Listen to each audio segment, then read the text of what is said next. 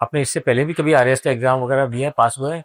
नहीं sir, exam? मैंने sir exam तो दिया। हाँ एग्जाम दिया लेकिन पास नहीं हुए। और नहीं कोई सिविल सर्विसेज वगैरह तैयार नहीं की? नहीं सर। बैंक सर्विसेज कितने निकलते हैं, सेंट्रल सर्विसेज के बहुत सारे निकलते हैं। सर मैंने जैसे 2021 का दिया था, हाँ। उससे पहले सर मैं टेक्निकल की तैयारी कर रहा था। तो सर वो जो होता है ना सेंट्रल इंजीनियरिंग सर्विसेज, जी उसमें नहीं दिया एग्जाम? नहीं सर। क्यों? सर मैं राजस्थान के ये है ना सब JN IN की तैयारी कर रहा था, फिर मैं सर CGL की तैयारी SSC की, तो उस हम तरफ लोग तो जब सर पास आउट होकर निकले सबसे पहले यही उद्देश्य था कि पहले सेंट्रल इंजीनियरिंग सर्विस में सिलेक्शन हो जाए भाई एक बार, जिससे देखेंगे आगे क्या करना है लाइफ में। जी सर। यहाँ पे क्या सर, जो वैकेंसीज है उसके अंदर उस टाइम सिलेबस चेंज हो गए थे, तो सर जैसे टेक्निकल बिल्कुल नहीं पूछा, नॉन टेक्निकल के ही सर JN IN के एग्जाम हुए थे, नॉन टेक्निकल बेसिस पे ही।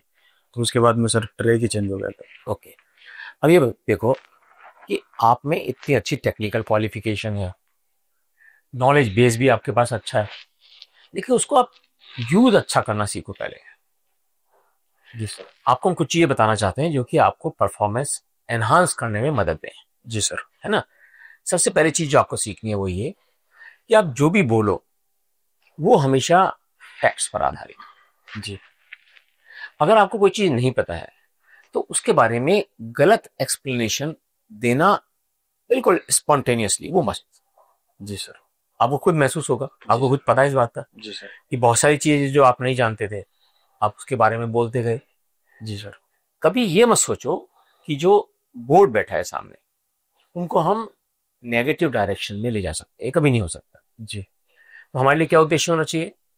पॉजिटिव बना के रखना, सारा एटमॉस्फेयर अपने लिए पॉजिटिव बना के रखना। जी सर। और उसके लिए सबसे बड़ी आवश्यकता क्या होती है कि आप इस तरह से कम्युनिकेशन करो मेंबर्स के साथ कि मेंबर्स उत्साहित फील करें जी कि आपसे अच्छे क्वेश्चन और पूछें। जी सर। ये तो उद्देश्य होना चाहिए ना आपका। जी मैं जब आपसे खुश होऊंगा एग्जाम में, इंटरव्यू के अंदर आपसे मैं खुश होऊंगा, तभी तो अच्छे मार्क्स दूंगा। जी सर। अब मान लीजिए मेरे को महसूस हो रहा है कि आप मजा नहीं आ रहा भाई, तो अब देंगे नहीं उसको। जी एक तो मन में एक सेंटेंस हमेशा याद रखो, क्या? हम जीत का मजा चख कर रहेंगे। क्या? बोलो, जी सर। ये बोलो, मुझे जीत का मजा चखना है, बोलो। मुझे जीत का मजा चखना है। हाँ, जी ठीक है ना। पहले तो ये चीज रखो अपने मन की। जी सर। जब तक यही नहीं होगी अंदर, तो फिर आपके अंदर वो जो एनर्जी आनी चाहिए ना वो आएगी नहीं। तो आपको सबसे पहले जो जरूरत है वो अपने चेहरे पर, अपने एक्सप्रेशन पर, आपकी इतनी अच्छी पर्सनैलिटी है इसका यूज करो भाई। उसको एक हल्की सी मुस्कुराहट रखो और कॉन्फिडेंस झलकाओ और अपने आप को रिलैक्स महसूस कराओ, टेंशन में मत आओ। जी देखो जब भी कोई प्रश्न नहीं आ रहा है तो नहीं आ रहा है, कोई बात नहीं। जी आप हर चीज जानने वाले नहीं हो, जी सर। लेकिन फिर भी कुछ बेसिक चीजें जो आपकी लाइन से संबंधित है वो तो आनी चाहिए। जी तो अब अपने को अगले दिनों में क्या करना है? कब है आपका इंटरव्यू?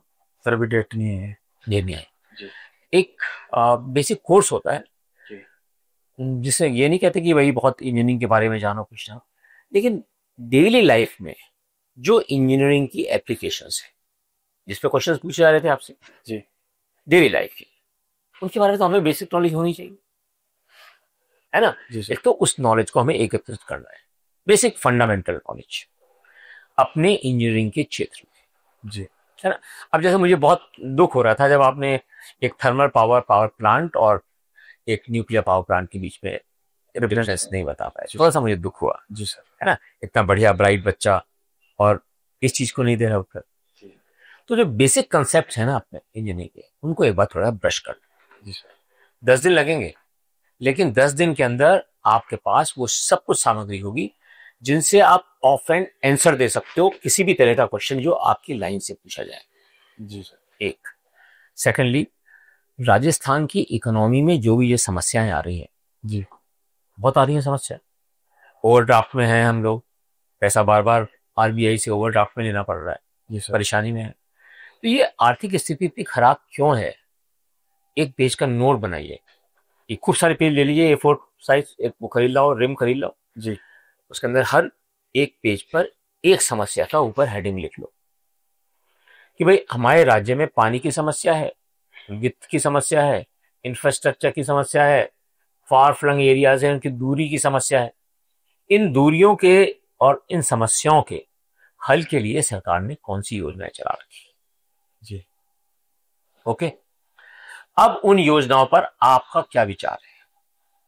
जब आप ये लिख के प्रैक्टिस करोगे जी एक योजना पर एक पेज, तब आपके अंदर वो कैपेसिटी आएगी कि जब एग्जाम में आपसे क्वेश्चन पूछा जाए तो आप उसको एनालाइज तो कर सको। जी सर। अभी आप क्वेश्चन कुछ भी पूछते हैं, उत्तर दूसरा देने की कोशिश करते हो। ऐसा तो नहीं होना चाहिए था मेरे बच्चे। जी तो इसके लिए सबसे बड़ा सिद्धांत क्या, आप ये पेज अगर नहीं बनाओगे ना तो नुकसान में जाओगे। जी और आप में शक्ति है कि आप बना सकते हो। एक पेज तो बनाना है एक समस्या के ऊपर। जी सर। राजस्थान की कितनी समस्या होंगी, 10-12। तो हर समस्या पे एक नोट बनाओ कि राज्य सरकार ने उन पे क्या कर रखा है उन समस्याओं को हल करने के लिए, और अब मैं क्या सोचता हूँ। जी दूसरा, हमारे जो नेचुरल रिसोर्सेस हैं, स्टेट के जो नेचुरल रिसोर्सेस हैं, उनका हम कैसे दोहन करें, कैसे सस्टेनेबल डेवलपमेंट हम अपने स्टेट में लेके आए, और हमारे स्टेट का एक सस्टेनेबल डेवलपमेंट इंडेक्स है। जी जैसे नेशनल लेवल पे होता है ना SDI, उसी प्रकार कंट्री लेवल पर होता है, सारे कंट्रीज का कंपैरिजन होता है। जी सर। स्टेट का भी होता है एक। इसका इवेल्युएशन किसके द्वारा किया जाता है?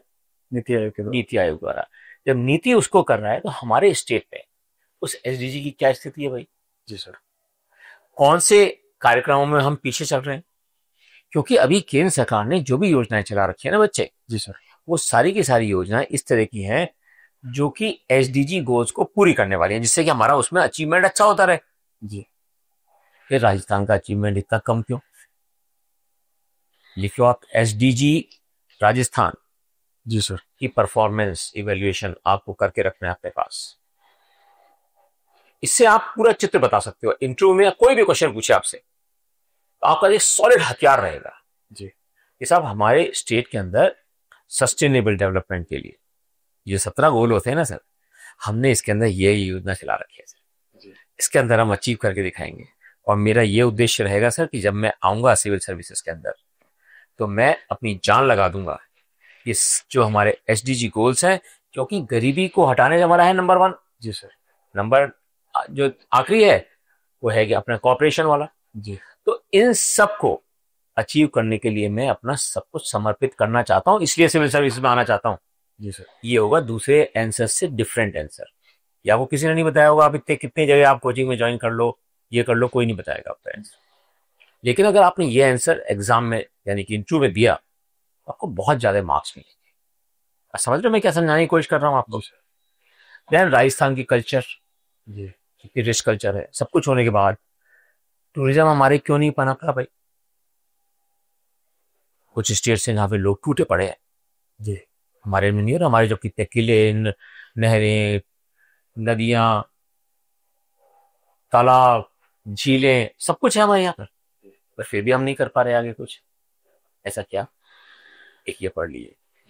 दूसरा एक चीज और पढ़ लीजिए जो कि बहुत आपके लिए जरूरी है कि ग्रामीण क्षेत्र के अंदर जो डिफरेंट संस्थाएं चलती हैं जी। उनका ग्रामीणों से सीधा लगाव और कनेक्टिविटी क्यों नहीं है? अपने स्टेट में नहीं है बिल्कुल। जी सर। जाते ही नहीं लोग। तो ऐसा क्या हो रहा है?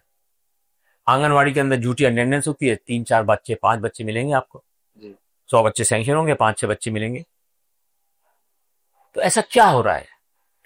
That you have to study. गाँव गए हो कभी? जी सर। गाँव कब गए हो? सर गाँव तो जाते रहते गाँव के। नहीं वो अलग बात है। अब कब लास्ट कब गए हो? महीने पर पहले से। दोबारा जाओ गाँव। जी। इंटरव्यू डेट तो आई नहीं है। नहीं सर। वहां एक एक पेज पर एक एक डिपार्टमेंट को देखो, एक एक योजना को देखो जो वहां क्रियान्वित हो रही है, और देखो कि कटिंग एज लेवल पर, तो कटिंग एज लेवल कहते हैं ना, जो ग्राम पंचायत लेवल है कटिंग एज लेवल होता है जी। उस पर कौन कौन सी योजनाएं कैसे क्रियान्वित हो रही है, कौन उसको सुपरवाइज कर रहा है। और फिर ये पता लगाओ कि ये जो आपकी डेवलपमेंटल और रेवेन्यू विंग होती है दो, ये अलग अलग हैं तो फिर कोऑर्डिनेशन दोनों के बीच कौन कर रहा है। जी। ये चीजें आप कर लो तो देखो आपका इंटरव्यू कितना अच्छा होगा। कोई क्वेश्चन आपको पूछना हो तो बताओ सर। जैसे आपने वो पूछा था कि हॉस्पिटल जा रहे हैं, तो सर ऐसे में क्या बताएंगे?